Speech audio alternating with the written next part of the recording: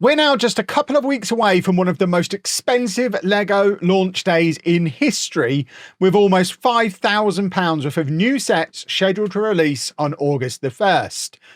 And that's happening just 2 months after an even more expensive release day in June, when we got nearly £6,000 worth of new sets hitting the shelves. And we didn't even get a month off in July this year. We had 5 new sets released just this month, and that's without even mentioning the £1,000 Bricklink Designer Programme series we've just had as well. Seriously, LEGO, if you could slow down a bit, that would be super. But what is actually going on? Is it just that, like with most things these days, LEGO sets are getting more expensive, or is something else happening?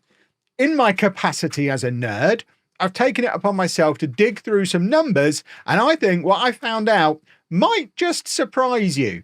But before we get into those beautiful numbers, let me know down in the comments how you're coping with the increasing cost of your LEGO hobby.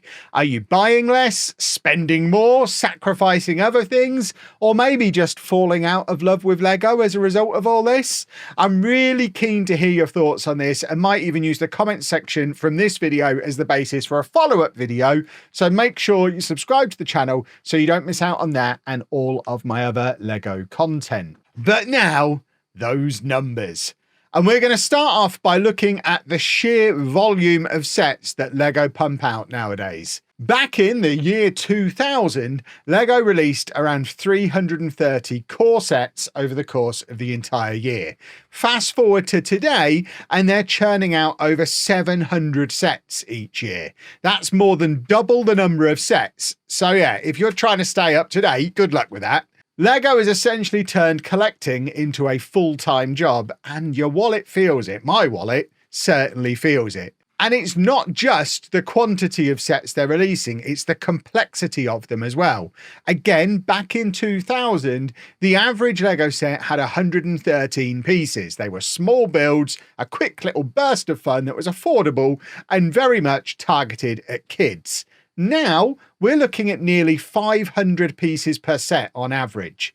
LEGO is consistently releasing massive, highly detailed builds. For instance, 20 years ago, a 1,700 piece build was considered a monster build. Today, that barely raises an eyebrow, and it's not unusual to see multiple sets much bigger than that all releasing on the same day. We're even seeing sets like the 11,000 plus piece world map and other huge landmarks like the Eiffel Tower, the Colosseum and the Titanic just kind of becoming normal. No wonder we're feeling overwhelmed. But I promised you a surprise, and anyone who's been following the hobby in recent years has probably noticed that trend that we just talked about. Something that's less obvious though is that the price per brick hasn't significantly risen.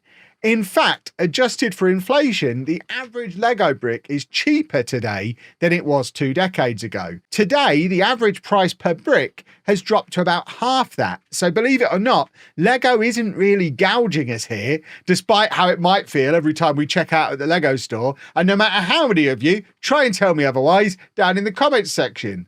So if the bricks are cheaper now, why does collecting LEGO feel so expensive? Well, LEGO has shifted its focus significantly towards adults and collectors. We're talking modular buildings, enormous Star Wars UCS sets, football stadium replicas, massive Technic builds, Harry Potter castles, enormous movie tie-ins. The list just goes on and on and on.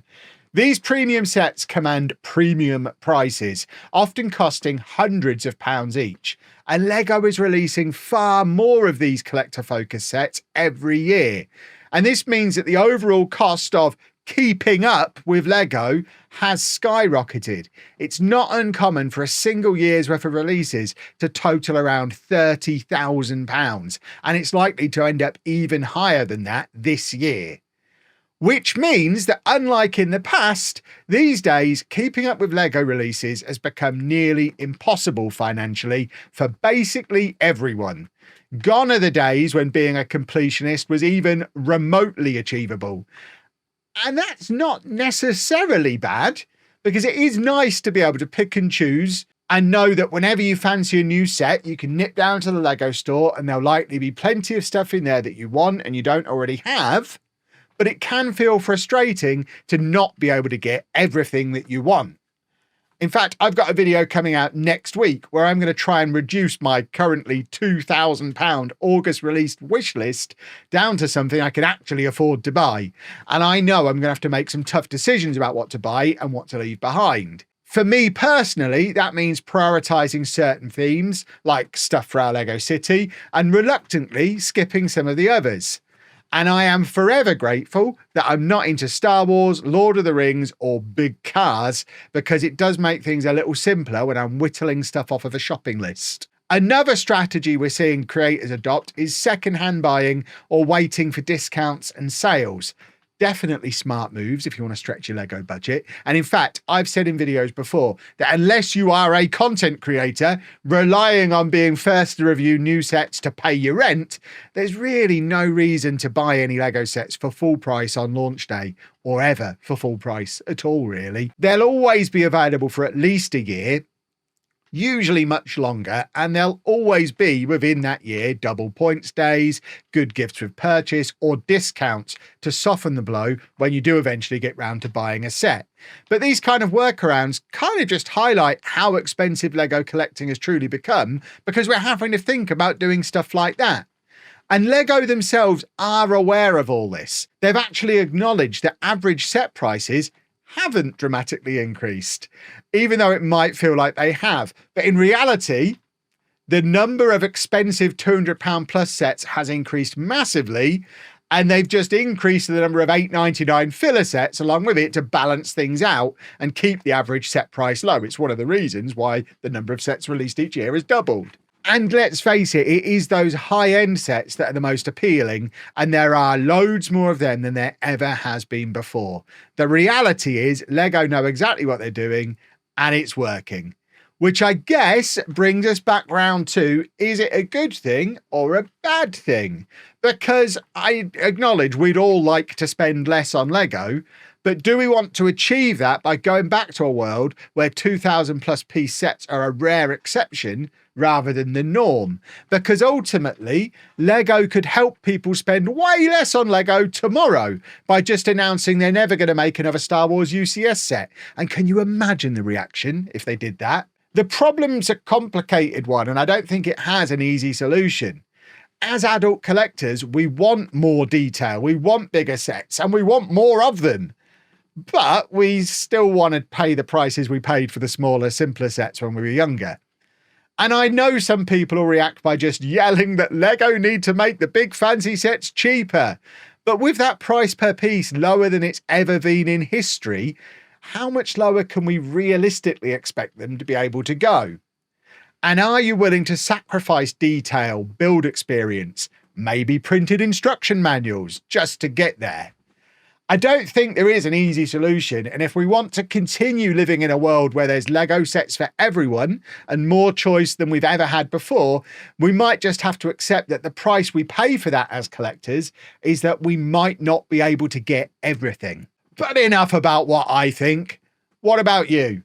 How is the increasing flood of Lego sets impacting your collecting habits? Are you more selective now? Do you have to set stricter budgets? Let me know down in the comments, because I genuinely love to hear what your strategies are for dealing with the Lego overload. And like I say, it might all end up being used for another video down the line. So ultimately, is it more expensive than ever to be a Lego fan? Price per piece wise? Not really. But in terms of total cost to collectors, of course it is. It's never been pricier or harder to keep pace. Lego has become a luxury hobby rather than an easygoing pastime, and that can be a tough pill to swallow. But remember to like this video, subscribe for loads more Lego content, and I need to go and get back to working on that August the 1st shopping list. Thanks for watching, folks.